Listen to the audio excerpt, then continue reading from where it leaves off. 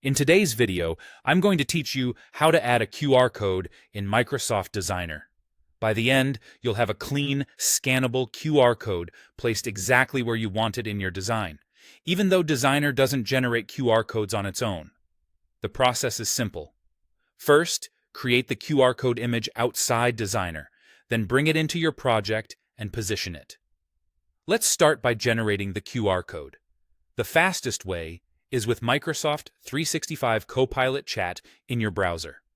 Open Copilot, type a prompt like generate a QR code for https example.com, and it will produce a QR code image for that link. When it appears, right-click and save the image to your device. If you can choose a format, PNG is a great option because it keeps sharp edges, which helps scanning. Before you move on, double-check that the code looks crisp and that it includes a clear border around it. That border, sometimes called the quiet zone, is important for reliable scanning. If you prefer not to use Copilot, you can also generate a QR code directly from Microsoft Edge. Go to the exact web page you want to link to, right-click anywhere on the page, and choose Create QR Code for this page. Edge will show you a code right away. Click to download it as a PNG and save it where you can find it easily.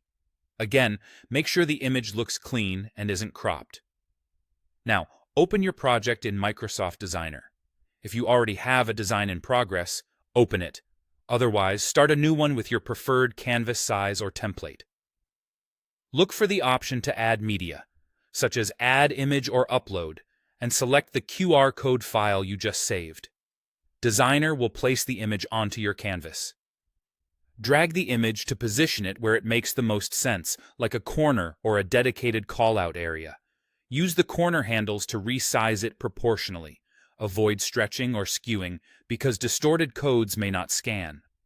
For best results, place the QR code on a clean, high-contrast background.